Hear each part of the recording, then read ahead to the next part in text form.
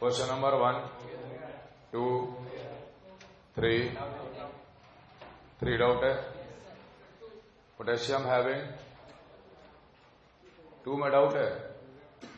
Polonium का half life दिया हुआ है, डिकेज इनटू लेड 214,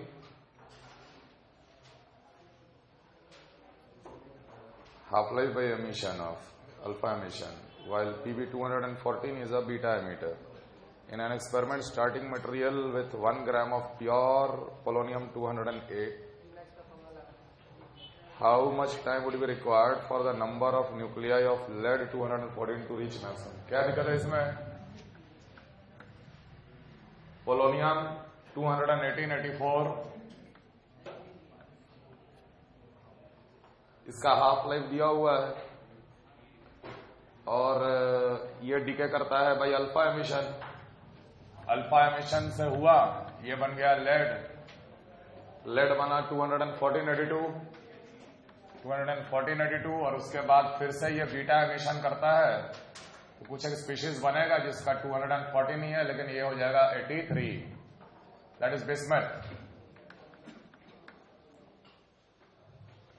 ये बीटा एमिटर है। 1 ग्राम एटम मतलब कि 1 मोल लिया गया। 1 mole is 1 gram atom.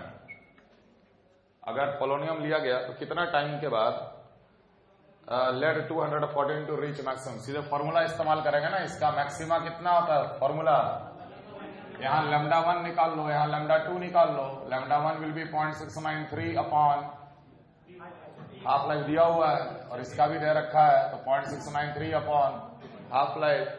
Lambda 1 lambda 2 निकल गया और सीधे फॉर्मूला में बिठाएंगे ना।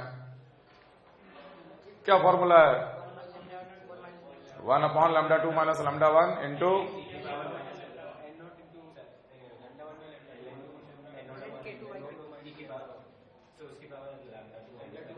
Lambda 2 upon lambda 1 minus lambda 2। खैर, मैक्सिमा का फॉर्मूला आपको लिखा दिया गया है, मैक्सिमा वाला फॉर्मूला लगा के निकालो। 3 number, potassium having atomic mass 39.1 AMU contains 93.1 mass percent. Potassium having an atomic mass of 39.1 AMU contains 93.1 mass percent of potassium 39, having an atomic mass itna and itna mass percent of K40, which is of mass 40U, and is radioactive with half life of this much, and 6.88 mass percent of K41 having a mass itna. Calculate the specific activity of a naturally occurring potassium. Okay, इसमें हम लोग मान सकते हैं कि मान लेते हैं कि 100 ग्राम है।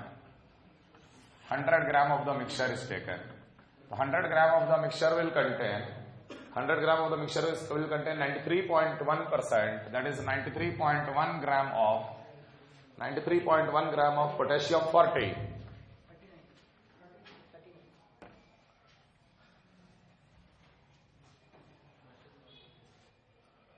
93.1 ग्राम ऑफ पोटेशियम 39, ठीक है। कितना परसेंट और दे रखा बाकियों का? 0.0118 ग्राम ऑफ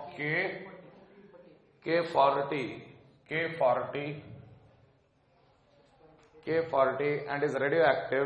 इसका हाफ लाइफ दे रखा 1.3 इंटू 10 की पावर -9। तो K40 का हाफ लाइफ दे रखा है 1.3 इंटू 10 की पावर 9 वाई माने years.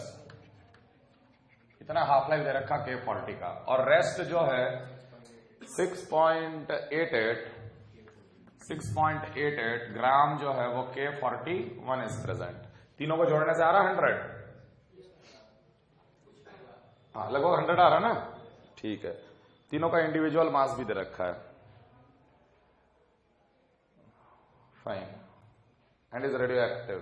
Calculate the specific activity of a naturally occurring potassium. Specific activity क्या होता है? पर ग्राम मिक्सचर कितना एक्टिविटी आएगा? पर ग्राम मिक्सचर कितना एक्टिविटी आएगा? तो आप ऐसे समझिए, हम 100 ग्राम मान के चल रहे हैं। अगर इसको हम 1 ही ग्राम मिक्सचर अगर मान के चलते, 1 ग्राम अगर मान के चलते तो ऑब्वियसली 0.931 ग्राम रहता। ये रहता दिस इंटू 10 की पावर -2 और ये रहता दिस इंटू 10 की पावर -2। हम 1 ग्राम अगर मिक्सचर ले लिए, 1 ग्राम मिक्सचर का जो भी एक्टिविटी आएगा वही स्पेसिफिक एक्टिविटी कहलाता है कि नहीं है? तो 1 ग्राम मिक्सचर में ये रेडियो एक्टिव वाला इतना ग्राम प्रेजेंट है।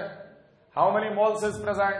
0.0118 इंटू 10 की पावर -2 डिवाइडेड बाई इसका एटॉमिक मास कितना दे रखा है? 40 AMU दे रखा है। तो डिवाइड बाई कर दो 40, डिवाइड बाई 40 कर दिया तो ये मोल्स बन गया। Moles multiplied by Avogadro number 6.022 into 10 की पावर 23, ये बन गया इसका n। So what will be the activity of this particular sample? Activity will be equal to lambda into that is 0.693 upon 1.3 into 10 की पावर 9 मल्टीप्लाइड बाई ये value 0.118 into 10 की power -2 divide by 40 into Avogadro number. यही तो answer है इसका। Specific activity of the mixture से क्या समझते हैं आप कि पर ग्राम मिक्सचर का एक्टिविटी क्या होता है? मिक्सचर में तो रेडियो एक्टिव कौन है? K40 रेडियो एक्टिव है जिसका हाफ लाइफ दे रखा है, बाकी का हाफ लाइफ नहीं दे रखा, मतलब उसको हम रेडियो एक्टिव नहीं मानेंगे। क्लियर है ना ये चीज? चौथा डाउट है, a mixture of Pu 239 and Pu 240 has a specific activity of 6.6 into 10 की power 9 disintegration per second per gram. The half life of isotopes are this and this respectively. 10 की power 4 and this. Calculate the isotopic composition of the sample. Calculate the isotopic composition of the sample. तो okay, हम मान के चल रहे हैं कि 1 ग्राम है। The specific activity of the mixture is given. तो हाँ 1 ग्राम मान के चलो, मान लेते हैं कि 1 ग्राम है, ठीक। 1 ग्राम में let x gram is Pu 239, Pu 239, then 1 minus x gram will be Pu 240। और इस 1 ग्राम मिक्सचर का स्पेसिफिक एक्टिविटी दे रखा है, माने एक्टिविटी वैल्यू गिवन है 6 into 10 की पावर 9 डिसइंटीग्रेशन पर सेकेंड पर gram. So I have considered 1 gram of the mixture total, है कि नहीं? अब ये जो एक्टिविटी आया वो activity due to plutonium 239 and plutonium 240 दोनों के वजह से आया ना। तो हम लोग लिखेंगे कि दिस 6 into 10 की power 9 will be equal to λ1 into n1 plus λ2 into n2। दोनों का एक्टिविटी को जोड़कर ही ये नेट एक्टिविटी आ रहा है। λ1 कितना आएगा? हाफ लाइफ दे रखा है दोनों का, बिल्कुल दे रखा है, 0.693 अपॉन 2.44 इंटू 10 की पावर 4 मल्टीप्लाइड बाई ये λ1 हो गया किसका? प्लूटोनियम 239 का। अब x ग्राम अगर आप मान के चले हो तो x अपॉन 239 कर दो तो ये बन जाएगा mole multiplied by Avogadro number will give you the number n1। This plus λ2 0.693 upon 6.08 into 10 की power 3 multiplied by 1 minus x divided by 240 mole multiplied by Avogadro number. इस इक्वेशन को सॉल्व करेंगे, x निकालेंगे, x निकल गया, x अगर निकल गया तो परसेंट कंपोजिशन निकल गया। x अपॉन 1 इंटू 100 एक का और दूसरे का 1 माइनस एक्स अपॉन 1 इंटू 100 दूसरे का। Clear? 5 6 7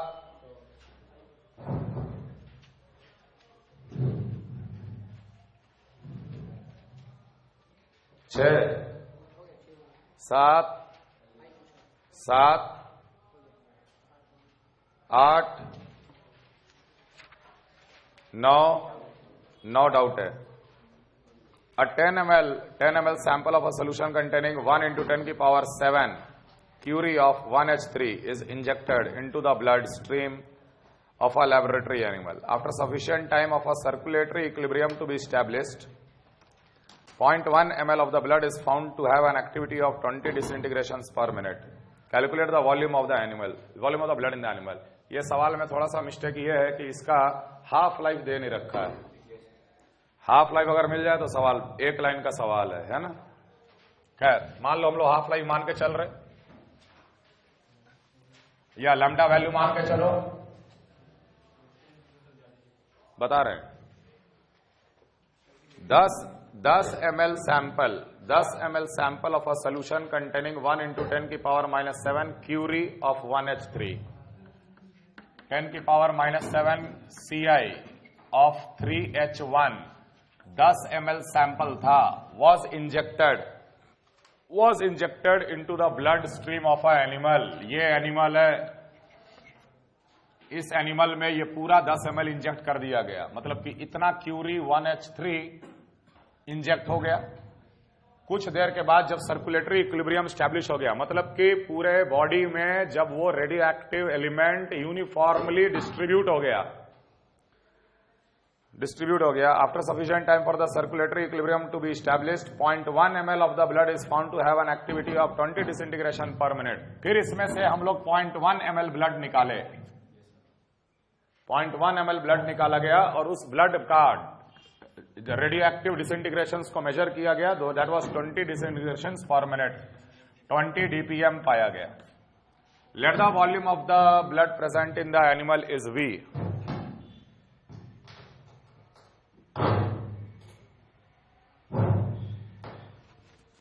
let the volume of the blood present in the animal is V ml। ठीक है, तो 0.1 ml का अगर इतना डिसइंटीग्रेशन पर मिनट है तो V ml में कितना डिसइंटीग्रेशन पर मिनट होना चाहिए था? 20 divided by 0.1 into V ml, इतना डिसइंटीग्रेशन पर मिनट होना चाहिए था। क्लियर? और कितना, चलो हम लोग ये मान के चल रहे हैं कि इसका हाफ लाइफ जो है वो बहुत ज्यादा है, हाफ लाइफ इसका बहुत ज्यादा है, तो डिसइंटीग्रेशन पर मिनट में हाँ फर्क ज्यादा नहीं पड़ा। मतलब जैसे हम इंजेक्ट किए, थोड़े देर के बाद पूरे बॉडी में यूनिफॉर्मली डिस्ट्रीब्यूट हो गया और तुरंत ही हम 0.1 ml ब्लड निकाल के चेक किए, तो हम ये मान के चल रहे हैं कि चलो इसमें लैम्डा इसलिए नहीं दिया गया है क्योंकि लैम्डा का वैल्यू कम है, या नहीं, लैम्डा तो कांस्टेंट होता ही है। Half life is very very high, half life is years में मान लो हाफ लाइफ है, तो 10-5 मिनट में तो कोई फर्क नहीं पड़ेगा ना डिसइंटीग्रेशंस को। तो जितने डिसइंटीग्रेशंस थे पर मिनट पहले उतने अभी भी होंगे, तो सीधे सीधे इसको इक्वेट कर दो किससे? 10 की पावर -7 था, 0.1 ml में इतना disintegration per minute, V ml में टोटल कितना होगा? इतना होगा पर मिनट।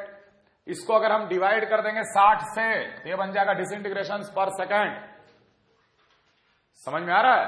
ये डिसइंटीग्रेशन पर सेकेंड, ये डिसइंटीग्रेशन पर सेकेंड के बराबर। 10 की पावर -7 क्यूरी का मतलब कितना? 3.7 इंटू 10 की पावर -17, 3.7 इंटू 10 की पावर नहीं 1 क्यूरी इज 10 की पावर 10 ना, 10 की पावर 10 में 10 की पावर -7, तो 10 की पावर 3। इसको इक्वेट करके V ml निकाल लो।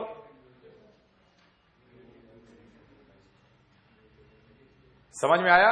अगर यही सवाल में अगर लैम्डा दिया होता तो टाइम भी दिया होता कि कितने टाइम के बाद हम ब्लड सैंपल फिर निकाले। ये इनडायरेक्ट तरीका है हर स्पीशीज में वॉल्यूम ऑफ ब्लड जानने का। हम लोग के शरीर में 6 लीटर होता है, कैसे पता किया गया? इसी तरीके से पता किया गया, ऐसा थोड़ी कि निचोड़ के निकाला ब्लड। हाँ, तो टाइम भी गिवन होता। लैम्डा अगर गिवन होता तो क्यों गिवन होता? Such that you can use lambda T is equal to ln of n0 upon n या ln of a0 upon a।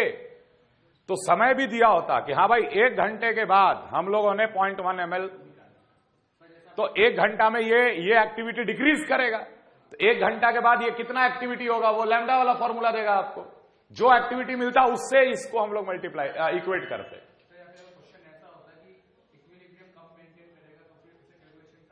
Equilibrium जैसे लैम्डा गिवन होता, दोनों का वॉल्यूम गिवन होता, तो फिर कब तक में इक्विलिब्रियम अटेन करेगा इस पर्टिकुलर टाइम पीरियड? नहीं, ये कैसे कैलकुलेट करेंगे? हाँ, मतलब let the time T is the time to get the equilibrium point, ये भी हो सकता था। एक तरह से जब इंजेक्ट किए टी इक्वल टू 0 शुरू हो गया, इक्विलिब्रियम मेंटेन हुआ, मान ले 10 मिनट या टी टाइम के बाद इक्विलिब्रियम आता है तब हम निकाले। अगर उस टी टाइम में अगर एक्टिविटी चेंज कर गया है तो फिर हम वही फॉर्मूला लगा के निकालेंगे, lambda into T equal to ln of a0 upon a। दोनों को बराबर कर देंगे, आंसर क्लियर है ना? 10 नंबर 10 नंबर है? Yes sir. A sample of iodine 131 as an iodide ion was administered to a patient in a carrier consisting of 0.1 milligram of a stable iodide ion. A sample of iodine 131 as iodide ion was administered to a patient in a carrier consisting of 0.1 milligram of a stable iodide ion. 0.1 milligram के साथ कुछ X, 0.1 milligram के साथ कुछ X radio active I-131 गया। 0.1 milligram जो था वो स्टेबल आयोडाइड आयन है, और उसके साथ मान लेते हैं कि X मिलीग्राम जो है वो अनस्टेबल आयोडाइड आयन गया, तो उसको हम I स्टार नाम दे रहे। A sample of I-131 was administered to a patient in a carrier consisting of 0.1 milligram of stable iodide ion. After 4 days, 67.7% of the initial activity was detected in the thyroid gland of a patient. What mass of stable iodide ion has migrated to the thyroid gland? ठीक है, ये दोनों तो एक particular ratio में है। ये हम लोग किसी पेशेंट के बॉडी में डाल दिए, पेशेंट का बॉडी में ये पूरा का पूरा यूनिफॉर्मली डिस्ट्रीब्यूट हुआ होगा। पेशेंट का थायराइड ग्लैंड यहां पर है। थायराइड ग्लैंड में पता किया गया कि इनिशियल एक्टिविटी का 67.7% हो चुका है। समझ में आ रहा? हाफ लाइफ दिया 8 दिन, तो 4 दिन के बाद क्या सीन रहेगा? ठीक है, कोई दिक्कत नहीं। 0.693 अपॉन 8 हो गया lambda into T will be equal to ln of if initial activity is 100, then now the activity is 67. अगर इनिशियल एक्टिविटी 100 है, lambda into T 67.7% of the initial activity was detected in the thyroid gland. Okay, ये तो पूरा body में है ना, ये तो थायराइड ग्लैंड का दिया, पूरा बॉडी का। What mass of a stable iodide ion had migrated to the thyroid gland? Thyroid gland में कितना स्टेबल आयोडाइड, तो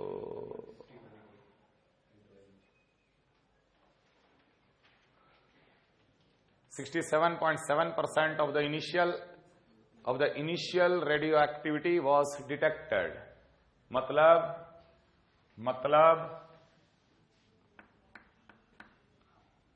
अगर ये X था तो X का करस्पॉन्डिंग इसका एक्टिविटी था A नॉट। ओके, और थायराइड ग्लैंड में activity observed was 67.7% of the initial. The initial radio activity was detected in the thyroid. इसमें पूछ क्या रहा है?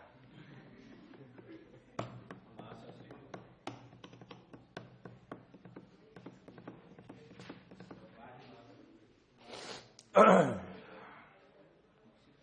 67.7% of the initial radioactivity was detected in the thyroid gland of the patient.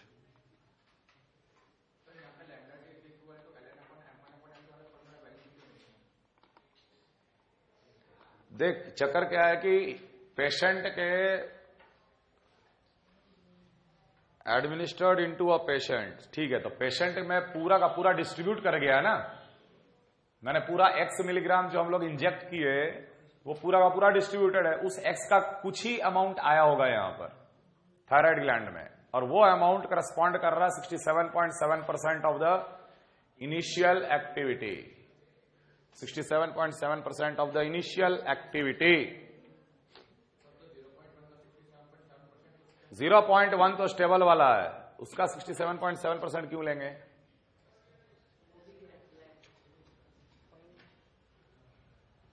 .1 milligram तो stable था ना, उसके साथ हम लोग अनस्टेबल वाला sample of iodide was administered to a patient in a carrier consisting of 0.1 milligram of a stable iodide. चलो ये सवाल को लास्ट में देखेंगे, पहले एक्सरसाइज 4 में आओ, लास्ट में देखेंगे।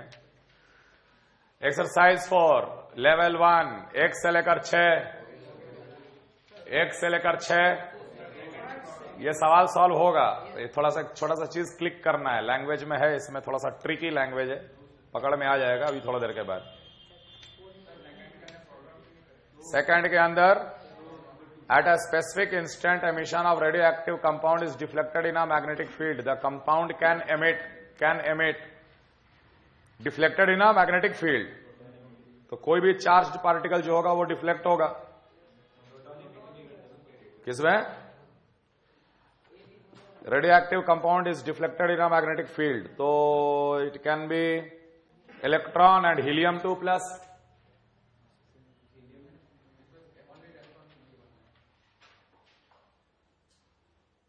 Deflected at a specific instant emission of a radioactive compound is deflected in a magnetic field, the compound can emit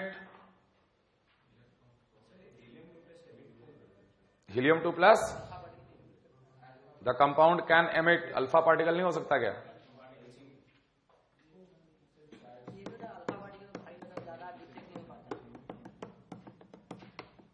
Deflected in a magnetic field, the compound can emit। Proton और neutron का तो सवाल ही नहीं है, electron और alpha particle भी charged particle है।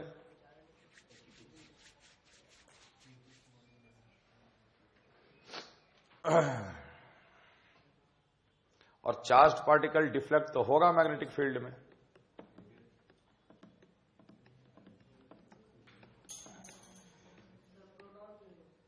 Radio activity में प्रोटॉन कभी एमिट होता है क्या?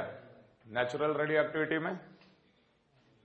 तो फिर अल्फा बीटा यही में से सेलेक्ट करना है, तो इलेक्ट्रॉन्स तो डेफिनेटली आंसर है, अल्फा पार्टिकल भी होना चाहिए। डिफ्लेक्शन कम ज्यादा ऐसा थोड़ी दिया है, डिफ्लेक्शन तो होना ही होना है चार्ज पार्टिकल का, तो इलेक्ट्रॉन ज्यादा डिफ्लेक्ट करता है। हीलियम को हम लोग टिक नहीं करते, हीलियम 2+ को। क्लियर? 3 नंबर 4 5 6 हाँ 5 number which of the following radiation has least wavelength? De Broglie wavelength, सीधा सा डी ब्रुगली वेवलेंथ, तो लैम्डा। हाँ, which of the following can not be emitted by a radioactive substance during the decay? Neutrino, helium nuclei, electron, proton कभी नहीं निकलता ना यार। Neutrino तो निकलता ही है रेडियोएक्टिव डीके में, बीटा के साथ एंटी न्यूट्रिनो नहीं निकलता।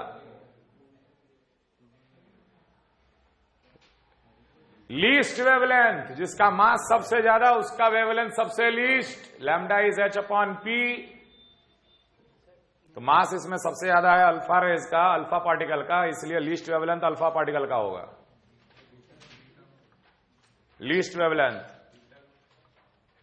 क्या आंसर दे रखा है? अल्फा ही तो बोल रहे हैं, और क्या बोल रहे हैं?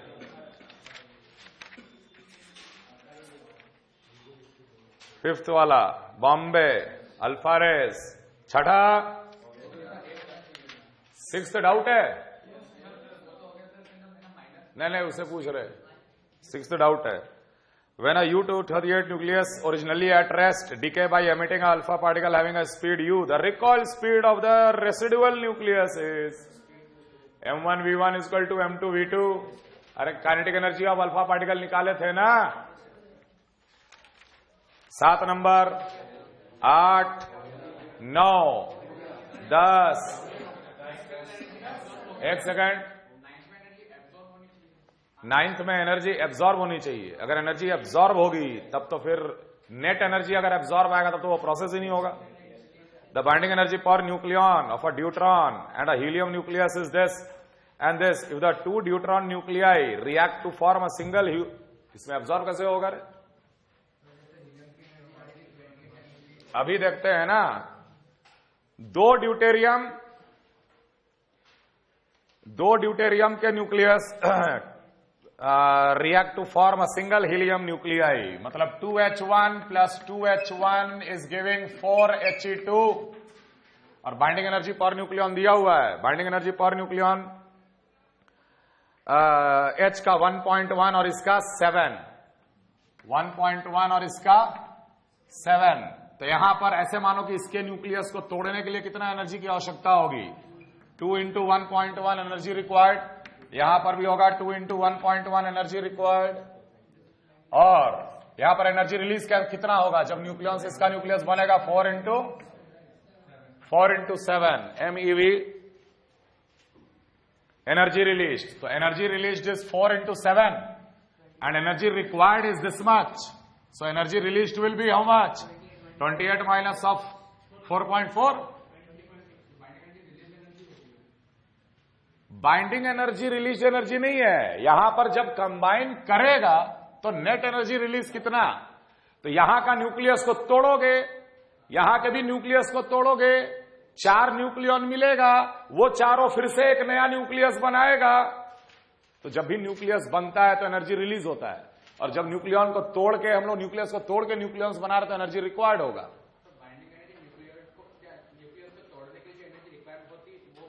दोनों बोला जा सकता है. दोनों बोला जा सकता है. The energy release when the nucleus forms और the energy required to break the nucleus into fragments of nucleons. क्या क्या क्या?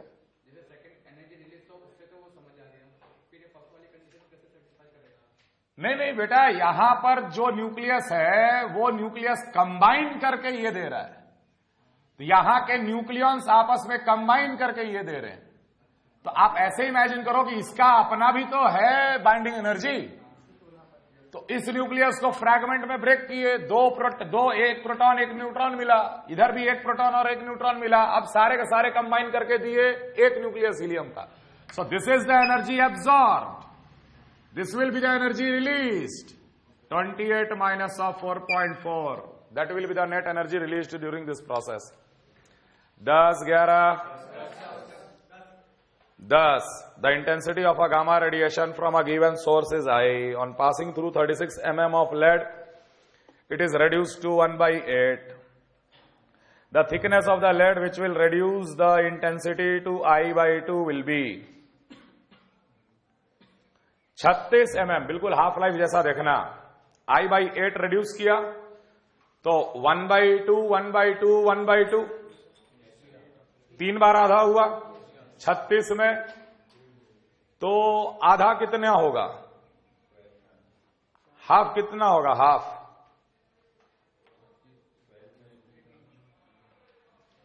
The thickness of lead which will reduce the intensity to I/2 will be कितना answer का? 12. बिल्कुल half life की तरह treat करना है इसे. Total length is 36 divided by 3. 12 12 और 12. I था और I/8 हो गया. I/8 बच गया. मतलब कि ये 1/2 किया, ये भी 1/2 किया और ये भी 1/2 किया. Ultimately 1/2 cube into I. Clear? 11 12 13 14 15 16 15. An alpha nucleus of energy half mv square bombards a heavy nucleus target at a charge Ze. The distance of closest approach of the alpha. ये तो एटॉमिक स्ट्रक्चर का सवाल है. Distance of closest approach निकालते हैं. ये Ze एक था चार्ज वाला, ये अल्फा पार्टिकल मतलब हीलियम +2 का particle with a half mv square that is kinetic energy. ये जैसे जैसे आगे बढ़ेगा रिपल्शन बढ़ेगा क्योंकि ये न्यूक्लियस है, ये भी पॉजिटिवली चार्ज है. अल्टीमेटली वो कहीं जाकर रुक जाएगा. जहां रुका वहां से यहां तक का डिस्टेंस को बोलेंगे क्लोजेस्ट डिस्टेंस ऑफ अप्रोच. तो so this kinetic energy will get converted into potential energy. जब वो रुक जाएगा kinetic energy will get converted into potential energy. Half mv square will be equal to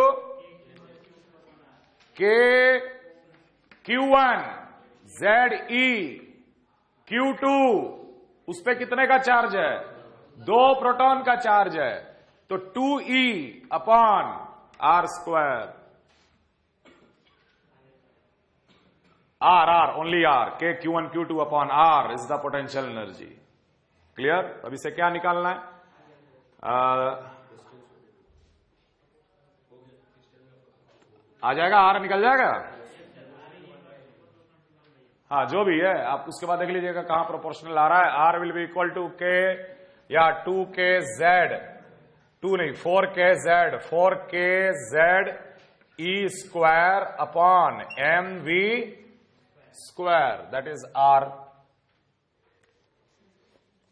तो एक ही हम लोग इसमें बोल सकते हैं कि the radius will be proportional to 1 upon m। 16, 17, 18, 19, 20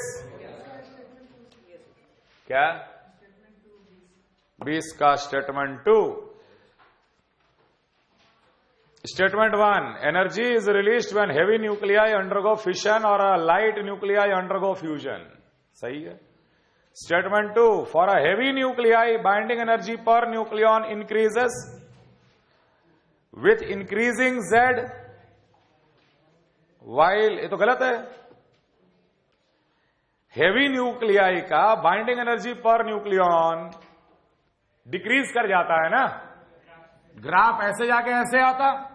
heavy nuclei इधर लाई कर रहा है, z जिसका हाई है, तो जैसे जैसे z बढ़ेगा बाइंडिंग एनर्जी पर न्यूक्लियन क्या होता है, घटता है। क्लियर।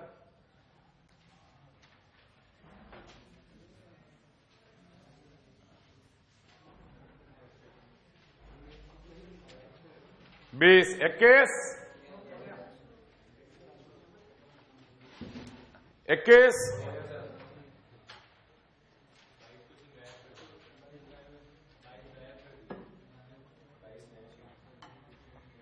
22 गायब कर दिया मैंने, 22 तो मेरे पास भी नहीं है। 22 कहां है? कौन सा सवाल है ये? रेडियो एक्टिव का सवाल ही नहीं है।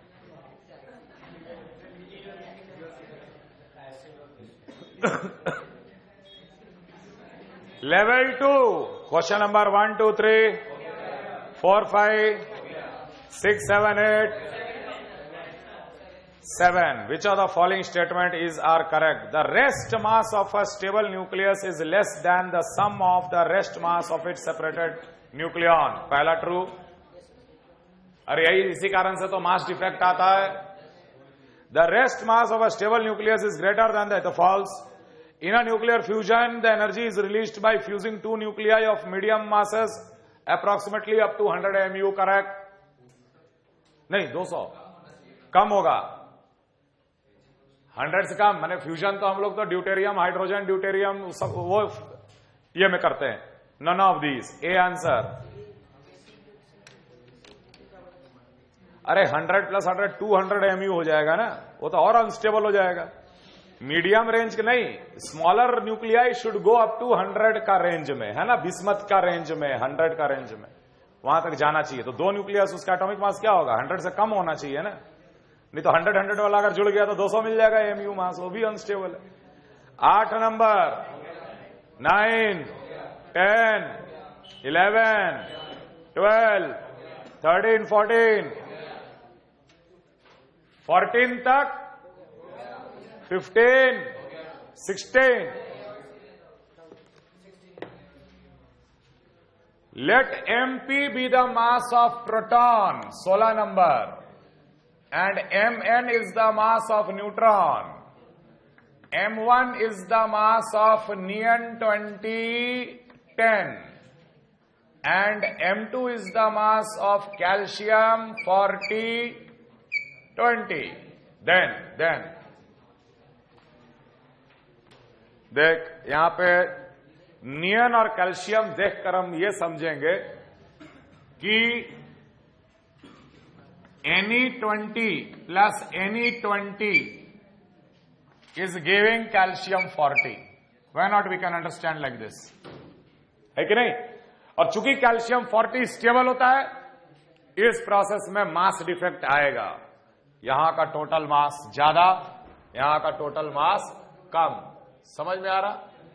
इसका मास अगर M2 दिया है तो we can write many things, जैसे M1 + M1, या तो हम लिख सकते M2 will be less than 2M1, ये भी लिख सकते, या हम लोग लिख सकते M2 will be less than, सब न्यूक्लियॉन्स का मास को भी लिख सकते, यहां पे 10 प्रोटॉन 10 न्यूट्रॉन, तो यहां पर हम लोग क्या लिख सकते हैं 10 MP plus 10 MN plus 10 MP plus 10 MN, इसके लिए भी लिखेंगे।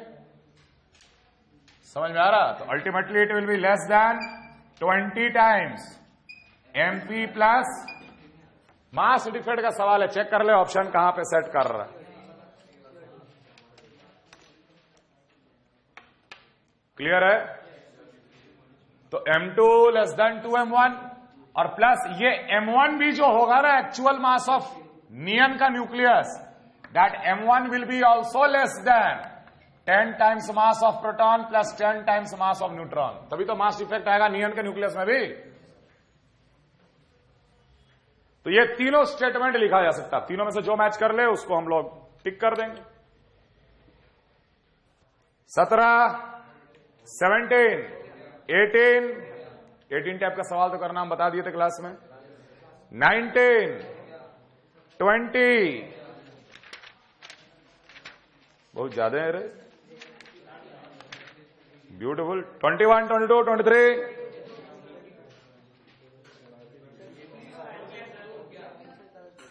क्या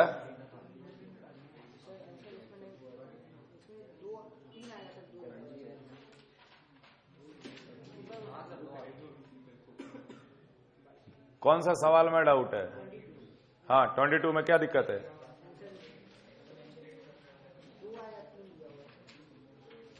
टू आएगा, 3 दिया हुआ है। The number of neutrons accompanying the formation of this and this from the absorption of a slow neutron by uranium 23592, सीधे द बैलेंस्ड रिएक्शन लिखना है। यूरेनियम 23592, न्यूट्रॉन 1 0 0 1, क्या क्या दिया? ज़ेनन 139, ज़ेनन 139 54 प्लस ऑफ SR 94 38 और प्लस कितने न्यूट्रॉन्स, यही पूछ रहा है।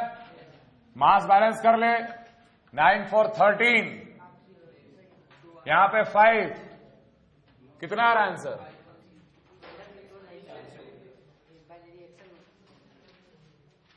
From the absorption of a slow neutron by uranium followed by nuclear fission, कितना आ रहा है इसमें आंसर? 3 आ रहा है ना। तो 235 प्लस 1 236 है, 9 4 13, तो यहां पे 3, तभी तो 3 3 6 होगा। 23, 24,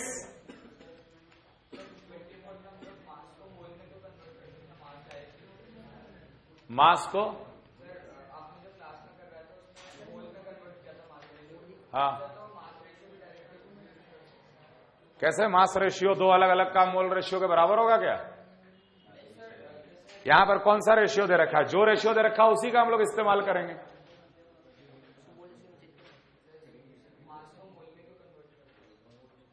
मास को मोल में, क्योंकि हम लोग ये मान के चलते हैं कि जो एक न्यूक्लियस लेड का है वो यूरेनियम से ही बन के आया है, तो we can talk in number of nucleus, तो नंबर में काम करो या मोल में काम करो,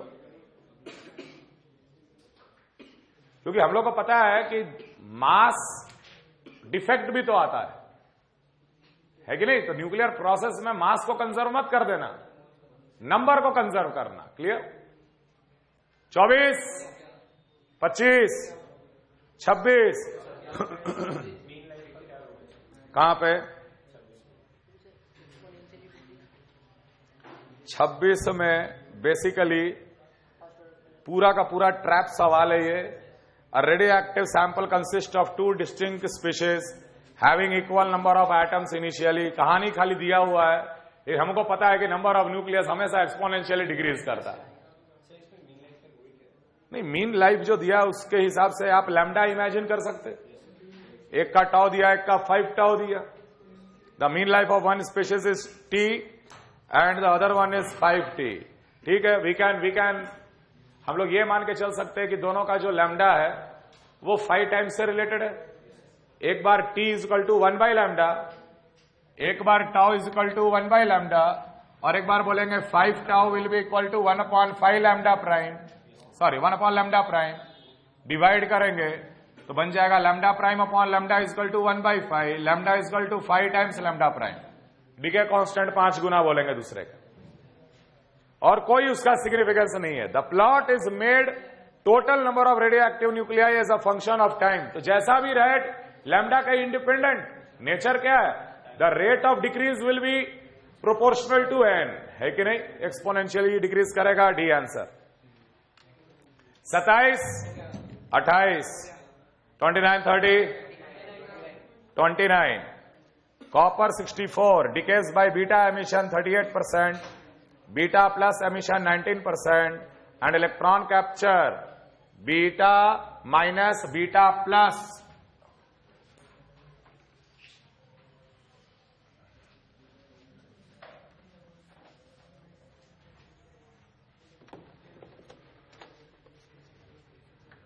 कॉपर 64, बीटा माइनस एमिशन करता 38%, बीटा प्लस एमिशन करता है 19%, एंड इलेक्ट्रॉन कैप्चर के कैप्चर करता कितना 43%। Right the decay product and calculate the partial half life, partial half life for each of the decay process.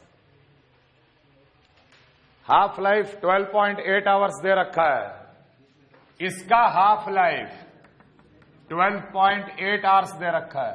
फिर हमें पता है कि यहां पे लैम्डा 1, यहां लैम्डा 2 और यहां पे लैम्डा 3, और इसका lambda not will be equal to lambda 1 plus lambda 2 plus lambda 3 के बराबर, पैरेलल वाला कंसेप्ट। अब अगर इसका परसेंटेज दिया हुआ है, मान ले ये पूरा 100 रिएक्ट कर गया, पूरा 100 न्यूक्लियस, तो पूरा 100 न्यूक्लियस यहां डिस्ट्रीब्यूटेड होगा। तो जो परसेंटेज दिया है वो percentage of the radio active daughter, percentage is of for the daughter nuclei. जो डॉटर न्यूक्लियाई बनेगा ना डीके के बाद, 38% इसके वजह से, 19% इसके वजह से, 43% इसके वजह से, टोटल तो 100% है। समझ में आ रहा? अगर बीटा डीके हुआ तो यहां पर क्या बनना चाहिए, बीटा डीके में कॉपर का एटॉमिक नंबर बढ़ेगा। कॉपर का एटॉमिक नंबर कितना होता है 29। तो यहां पर अगर बीटा माइनस हुआ तो ये जिंक का न्यूक्लियस बन जाएगा। समझ में आ रहा? बीटा प्लस अगर हो गया तो, बीटा प्लस अगर हो गया तो एक घट जाता है 28, और किसका 28 होता, निकल का 28 64, और के कैप्चर भी अगर हुआ तो सेम बनेगा निकल 64 28। यस और नो? अब सीधे lambda 1 upon lambda naught into 100 is 38, lambda 2 upon lambda naught into 100 is 19, and lambda 3 upon lambda naught into 100 is 43। Lambda 1, lambda 2, lambda 3 तीनों निकल गए, तो तीनों का पार्शियल हाफ लाइफ भी निकाल लोगे। 0.693 अपॉन लैम्डा 1 पहला आंसर, 0.693 अपॉन लैम्डा 2 दूसरा आंसर। 30, 31,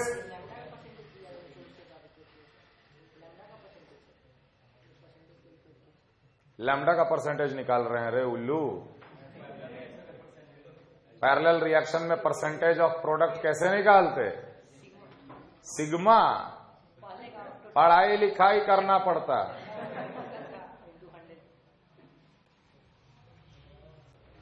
30 नंबर, 31, 32, 33,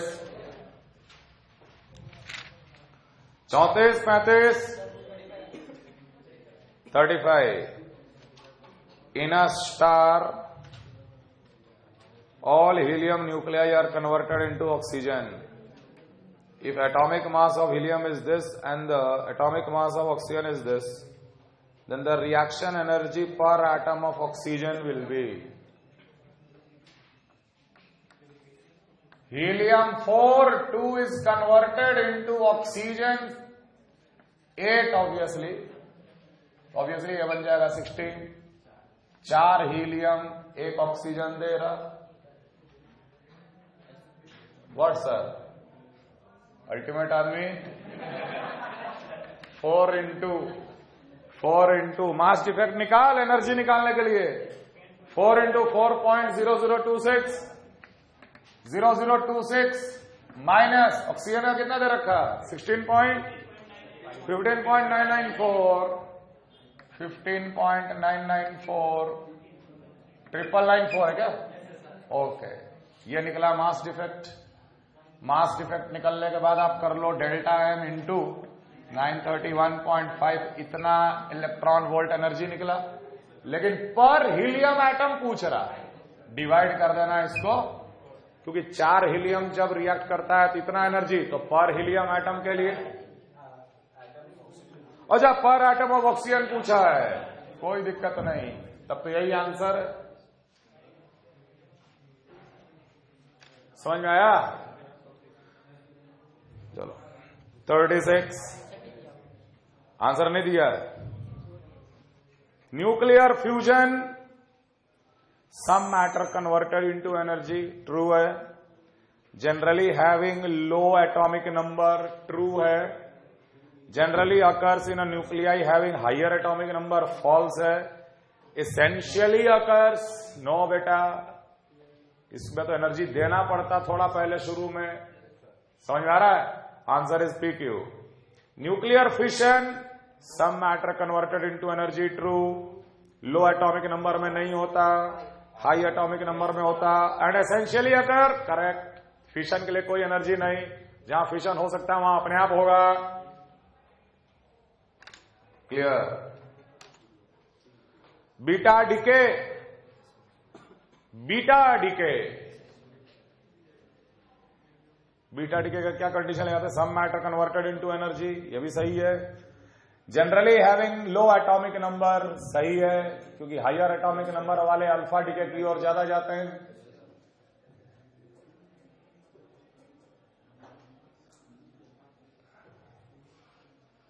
बस एसेंशियली अकर्स, यस, जहां बीटा डीके एसेंशियली अकर्स का मतलब क्या है? हो सकता है तो होगा, है कि नहीं, कि हमेशा ही होगा?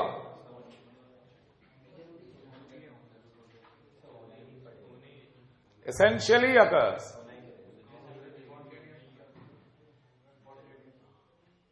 एसेंशियली अकर्स, अगर बीटा डीके हो सकता है तो होगा, वहां पे एक्स्ट्रा एनर्जी की कोई आवश्यकता नहीं होगी। इसको ही टिक करेंगे। PQS, exothermic reaction due to weak nuclear force, exothermic reaction due to weak nuclear force, ठीक है। अगर न्यूक्लियस में वीक न्यूक्लियर फोर्स है तो वहां फिशन होगा,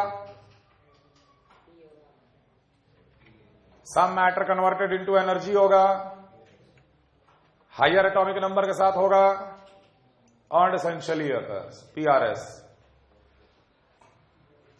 APQ भी चेक कर लेना। 37,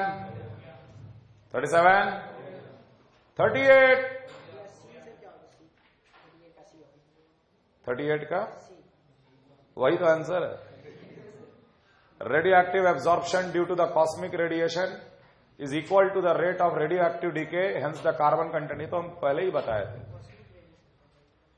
एटमॉस्फेयर में कार्बन डाइऑक्साइड में कार्बन 14 वाला भी होता है और कार्बन डाइऑक्साइड 12 वाला भी होता है। एक लिविंग बीइंग क्या करता है? एक लिविंग बीइंग दोनों तरह का कार्बन डाइऑक्साइड एब्जॉर्ब करता है, और कार्बन 14 का एब्जॉर्प्शन का रेट और कार्बन 14 का डीके का रेट कांस्टेंट रहता है। इसीलिए लिविंग ऑर्गेनिज्म के अंदर में कार्बन 14 बाई कार्बन 12 का रेशियो कांस्टेंट रहता है। जब डेथ होता है तो एब्जॉर्ब नहीं कर पाता, सिर्फ डीके करता, इसलिए वो रेशियो घटता है। और इसी के मदद से हम लोग एज ऑफ द फॉसिल या कार्बन डेटिंग का कंसेप्ट लगाते हैं। 38, 39, हाफ लाइफ कितना है इसका? 5770 ईयर्स, है ना। कार्बन 14 का हाफ लाइफ कितना है? 5770 साल। What should be the age of fossil for meaningful determination of the age? किसी ने आके मेरे को बोला कि मैं कार्बन डेटिंग करके एज निकाला 6 साल, मैंने बेवकूफ बना रहा। अरे जिसका हाफ लाइफ है 5770 साल आधा होने का, वो 6 साल कैसे निकाल सकता? 6 साल में तो कुछ फर्क ही नहीं पड़ा होगा यार, मीनिंगफुल नहीं है। समझ में आ रहा? और किसी ने आकर बोला कि 6 लाख साल, 60,000 साल, ये भी मीनिंगफुल नहीं है, क्योंकि जिसका हाफ लाइफ 5000 है वो 60,000 तक जाएगा क्या उसका रेडिएशन? 6000 मीनिंगफुल। क्लियर? 40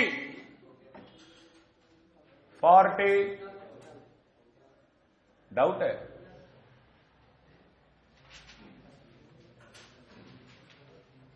फोर्टी अच्छा सवाल है।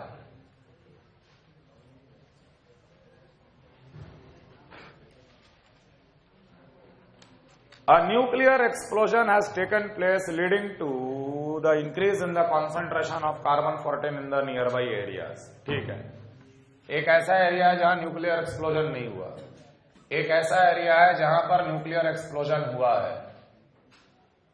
न्यूक्लियर एक्सप्लोजन के कारण कार्बन-14 की संख्या बढ़ गई है इस एरिया में, लेकिन जहां एक्सप्लोजन नहीं हुआ है वहां तो नहीं बढ़ेगा ना। C14 concentration is C1 in the nearby areas and C2 in the areas far away. C2 in the areas far away, but C1 concentration in the areas nearby the nuclear explosion.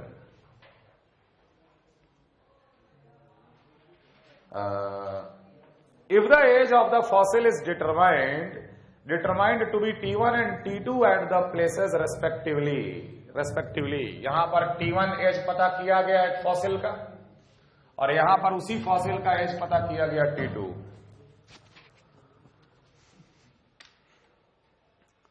तो पहले ये बताओ कि कहां पर as कम आएगा और कहां पर एज ज्यादा आएगा। तो देखो, हम लोग तो एटमॉस्फियर में कार्बन-14 का कार्बन-12 का रेशियो देखते हैं, और उसके बाद ये फॉसिल में हम लोग कार्बन-14 बाई कार्बन-12 का रेशियो देखते हैं। जो एटमॉस्फियर में रेशियो है वही लिविंग बीइंग में भी पाया जाता है, लेकिन इस एरिया में ये रेशियो ज्यादा एक्यूरेट है, क्योंकि जहां एक्सप्लोजन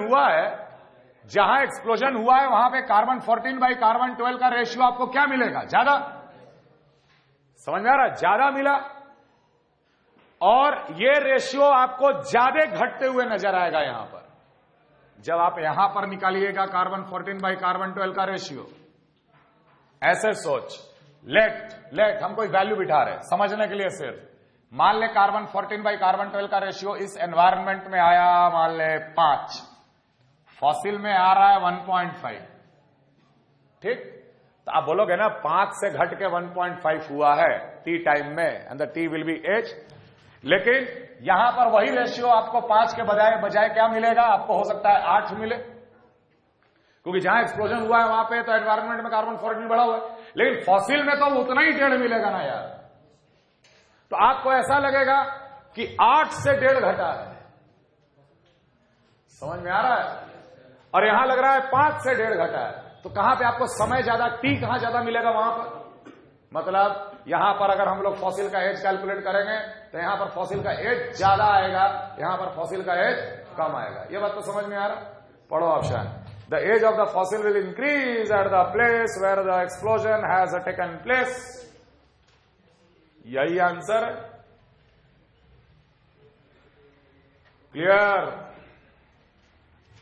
क्लियर? यहां पर इक्वेशन लिख ले। यहां पर क्या लिखेंगे? Lambda into T2 will be equal to ln of environment में कितना है? C2, और यहां पर कितना है फॉसिल में? C।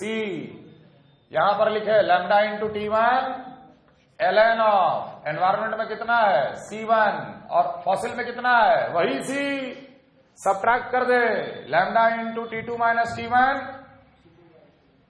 Will be equal to ln of C2 by C1। या क्या एक्सप्रेशन दिया हुआ है? T1 माइनस T2, उल्टा यहां पे T1 माइनस T2 करोगे तो यह C1 बाई C2 हो जाएगा। तो T1 minus of T2 will be equal to 1 upon lambda ln of C1 upon C2। इतने का अंतर पाया जाएगा। कर लोगे? सवाल समझ में आया? ये एक अच्छा सवाल था। 41, 41, 41, 42, मास डिफेक्ट जो निकालते हैं क्यू वैल्यू ना, बिल्कुल उसी तरह से करेंगे। और कैसे करेंगे?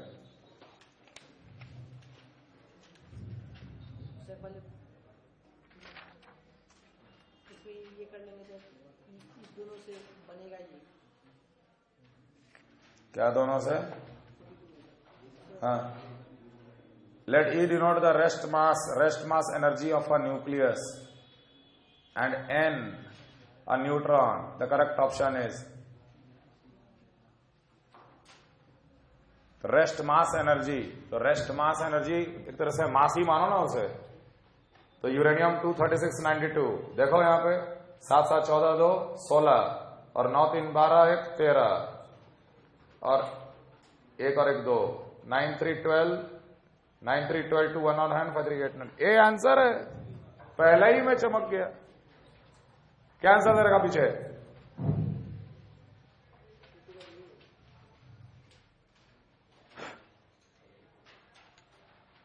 42 का क्या आंसर दे रखा? ये तो पहला वाला चेक किए, पहले ही निकल गया। 43, 44, 45, 44। A radioactive sample S1 having an activity of 5 microcurie has twice the number of nuclei as another sample S2 which has an activity of 10. The half-life of the S1 and S2 can be.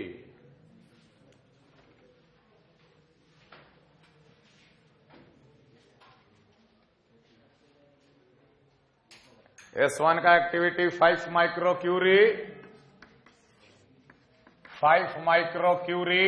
which will be equal to lambda 1 into n, and another sample S2 which has an activity of 10 microcurie lambda 2 into number of molecule का कुछ दे रखा है क्या? Twice the number of nuclei as the another sample, 2n और यहां पर n divide किए तो 1/2 will be equal to lambda 1 by lambda 2 या 2 lambda 1 upon lambda 2 आया। मतलब कि lambda 1 upon lambda 2 कितना आया? 1/4। अब क्या कमेंट करने बोल रहा? Half life 0.693 upon lambda 2 divided by 0.693 upon lambda 1, ये 1/4 है। हो जाएगा ना lambda 1 by lambda 2। अब दोनों का हाफ लाइफ का क्या होना चाहिए value? The half life can be 20 और 5, 20 और 5 हो सकता है ना? बस आंसर है 45 है। डाउट? सब doubt? The plot of atomic number कौन एक्सिस रे? Y axis versus number of neutron x axis for a stable nuclei shows a curvature towards x axis from a line 45 degree slope as atomic number is increased.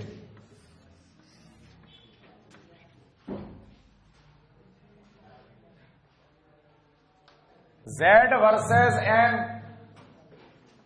ये था Z by n 1. The line shows a forward curvature towards x axis. ऐसे गया stability zone. ठीक है ना?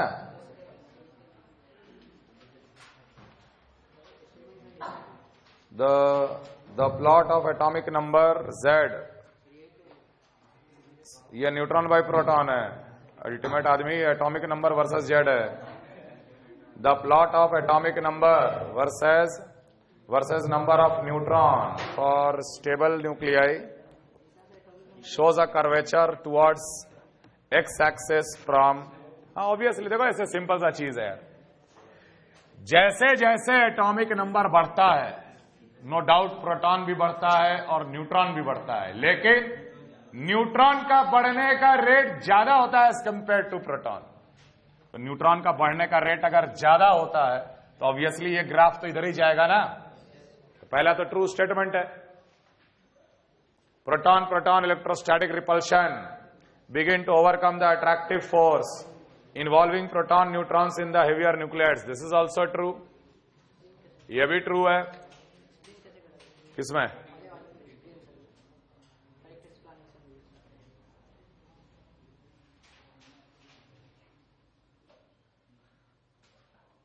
proton proton electrostatic repulsion begins to overcome the attractive forces।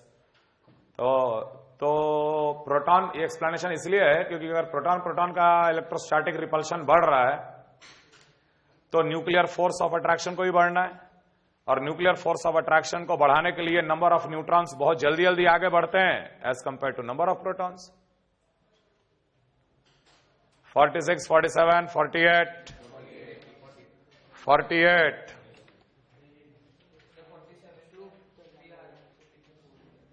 एक second,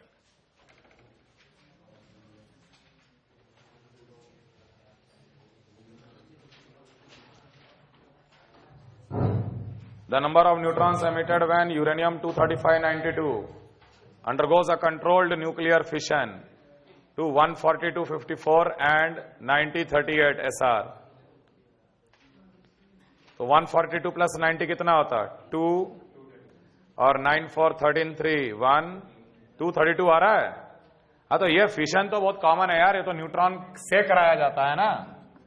यूरेनियम-235-92 अपने आप थोड़ी ना ऐसे फिशन करेगा, यहां पे एक न्यूट्रॉन का हम लोग बॉम्बार्डमेंट कराते हैं तब जाके वो दोनों में वो ब्रेक करेगा। Clear? 48, ln/dn/dt versus years. Doubt है, दिमाग लगाते नहीं हो तो डाउट आएगा ही। हाफ लाइफ कितना दे रखा है? If the number of nuclei, radioactive nuclei of this element decreases by a factor p after 4.6 years, then the value of the factor p will be equal to, चलो देखते हैं। हमें पता है कि dn/dt लैम्डा इंटू एन होता, lambda into N, N क्या होता अपने आप में? n0 e की power minus lambda T. ln of dn/dt ले लिए, ln ऑफ dn/dt ले लिए, तो lambda N not ln lambda N not minus of lambda T. So when we will plot ln of dn/dt versus t, we will get a straight line of negative slope, that is lambda। Slope निकाल, यहां से line का slope निकाल, y2 minus y1, 4 minus 3, 1, और x2 minus x1, 6 minus 4, 2, half. Lambda आया आधा, lambda आया आधा, और कह रहा है कि 4.16 में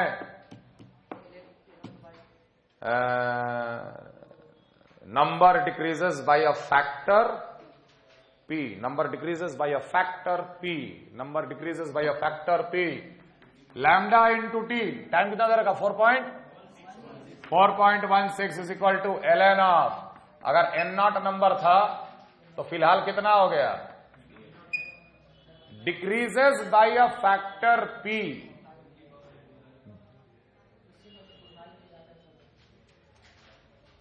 factor p, n0 minus of p into n0 बचेगा ना। एक second,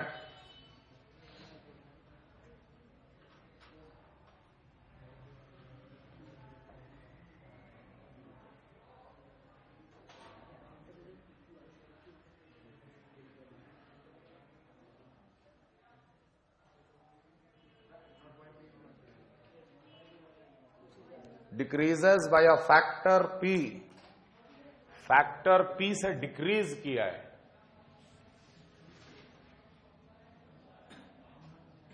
decreases by a factor P,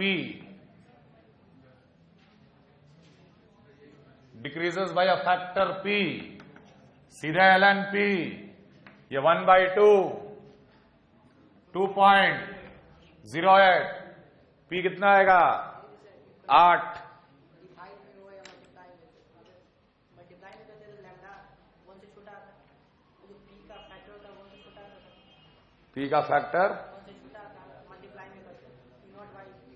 नहीं, लैंग्वेज को अच्छे से समझो ना। Decreases by a factor P, मान लो कोई चीज डिक्रीज किया बाय अ फैक्टर 3, मतलब 1/3 हो गया ना। कोई भी चीज 10 गुना डिक्रीज किया है तो 1/10 हुआ है ना, कि 10 से गुणा कर देंगे बस। 49 हो गया, 50 बताया था ना, न्यूट्रिनो और kinetic energy of beta particle Q 0 से लेकर Q तक का रेंज। 51, 52, 53, 54, अब हलवा सवाल है। 55, 56, 56,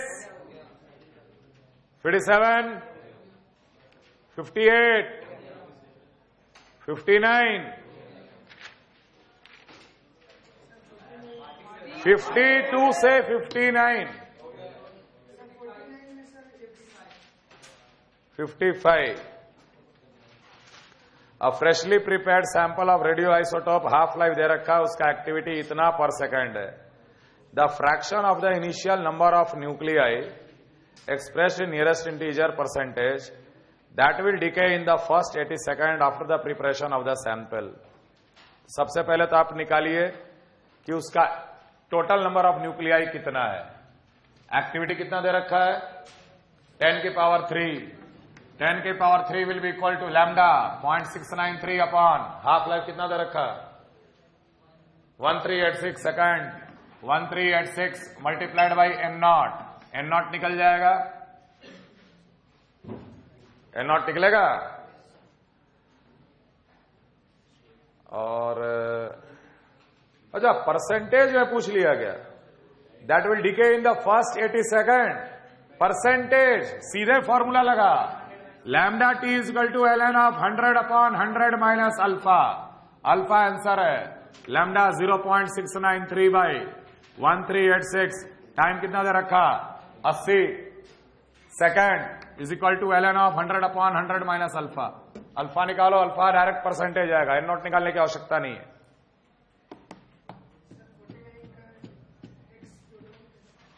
$49 का एक्स और वाई कैसे निकला, यही तो सोचना है।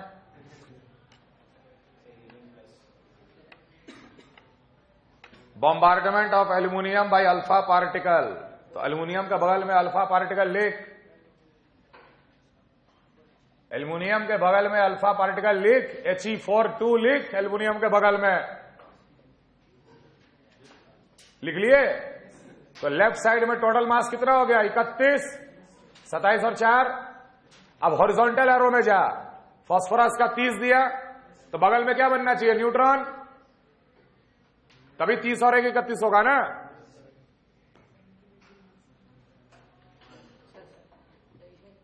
यहाँ से यहाँ देंगे, इसको न्यूट्रॉन में रिएक्शन नहीं देंगे ना, समझ में नहीं आ रहा उसको।